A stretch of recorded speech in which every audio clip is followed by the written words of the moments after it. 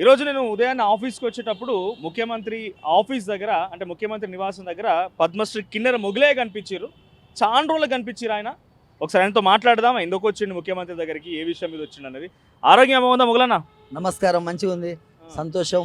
నాకు బాగుంది కాబట్టి షుగర్ బీపీ వచ్చినా జర మంచిగా ఆరోగ్యంగా ఆ బాగుంది. రోజు పవన్ కళ్యాణ్ పాట లాస్ట్ ఏడా కనిపిస్తలో సినిమాల వల్ల. మరి సారు మొన్న పిలిచిండు, పిలిస్తే ప్రోగ్రామ్ పెడదాం దా అని పిలిస్తే మొన్న వస్తే ప్రోగ్రామ్ బంద్ అయింది సార్. హైదరాబాద్ జూబిలీస్ వచ్చినా కానీ సార్ కలవలే.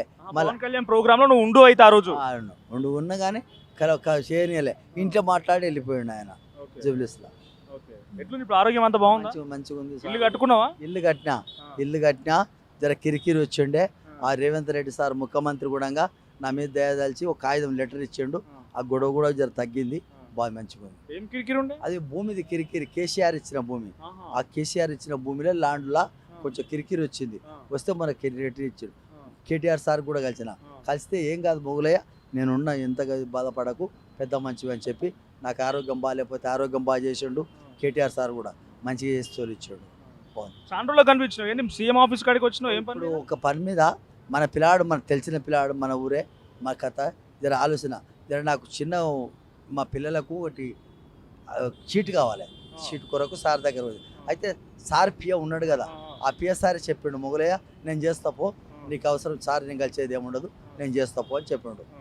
ఇబ్రపట్నం కాలేజీలో నేను ఇప్పిస్తా అన్నాడు. అయిపోయింది, చీటే. కుటుంబం అంతా మంచిగా ఉంది సార్, మంచిగా ఉండ, ఇల్లు కట్టుకున్నా, చాలా మంచిగా ఉండ, సంతోషం.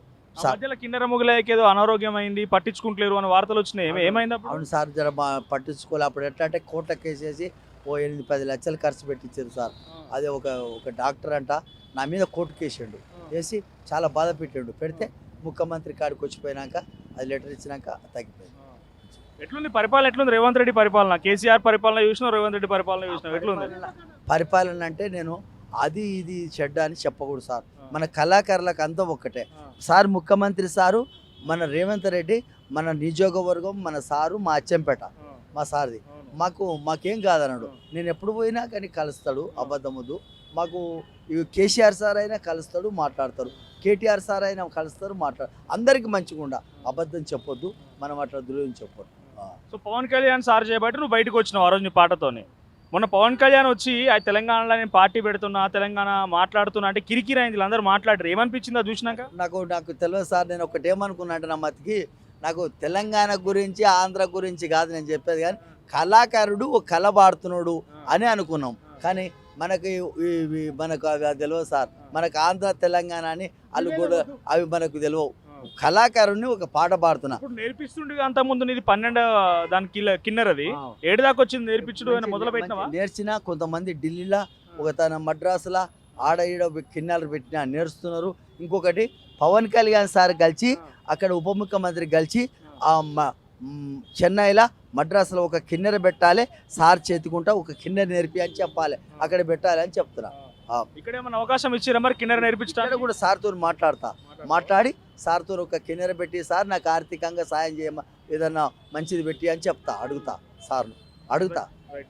మంచిగా ఉంది సార్, చాలా సంతోషం, బాగుంది, ఇట్లా ఉండాలి సంతోషంగా. నేను ఏడికి పోయినా కాదంటలేరు, మంచిగా ఉంది. కాబట్టి పవన్ కళ్యాణ్ సార్ పాట నాకు నచ్చింది, పాడినా.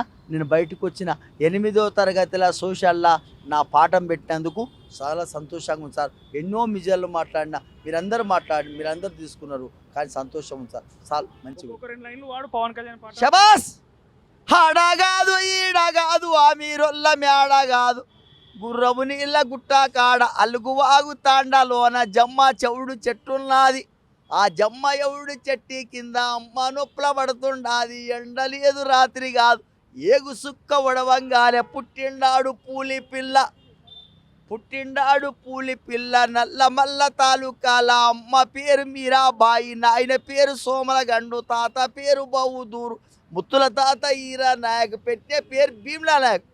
ఇంకొకటి, మొన్న 1 నెల అవుతుంది మద్రాసులో డాక్టరేట్ వచ్చింది నాకు. అమెరికా ఉస్మానియన్ డాక్టరేట్ ఇచ్చారు.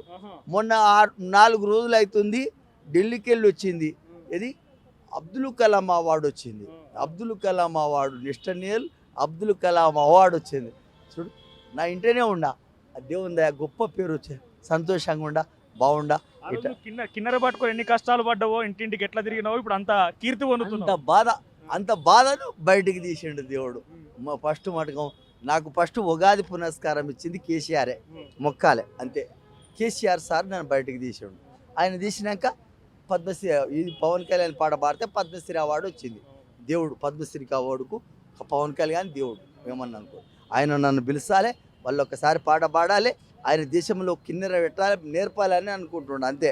ఇది మటకం బయటకు నీ పోయేటట్టు కోరిక నెరవేరాలి చూద్దాం. ఇది కోరిక ఒకటి నెరవేరాలి. తప్పకుండా ముఖ్యమంత్రికి పోయేట మన డిప్యూటీ సీఎం పోయేటట్టు చేయాలి నువ్వు. తప్పకుండా. పవన్ కళ్యాణ్ సార్ పోయి ఈ మాట పోవాలి, తప్పకుండా నన్ను బిలువడంపి ఈ కిన్నెర నేర్పు మొగులయ్య అంటట్టు తప్పకుండా చేపియాలి నువ్వు. తప్పకుండా. నీకు పేరు ఉంటుంది. So deputy CM Pawan Kalyan గారిని తెలంగాణ ముఖ్యమంత్రి రేవంత్ రెడ్డి గారు ఆయన కోరిక ఏంటంటే అంటే కిన్నెర విద్యను ఇంకా నేర్పాలి. ముందుకు తీసుకుపోవాలి, కొన్ని పాఠశాలలు పెట్టాలి, కిన్నెర విద్యను ఇంకా ముందుకు తీసుకుపోవాలంటే మీ సహకారం కావాలంటున్నారు. మరి పద్మశ్రీ కిన్నెర మొగలయ్యకి అటు డిప్యూటీ సీఎం కానీ ఇక్కడ తెలంగాణ ముఖ్యమంత్రి రేవంత్ రెడ్డి ఎటువంటి సహాయ సహకారం అందిస్తారు, ఈ కిన్నెర విద్యని ఇంకెంత ముందు తీసుకుపోతారో చూడాలి.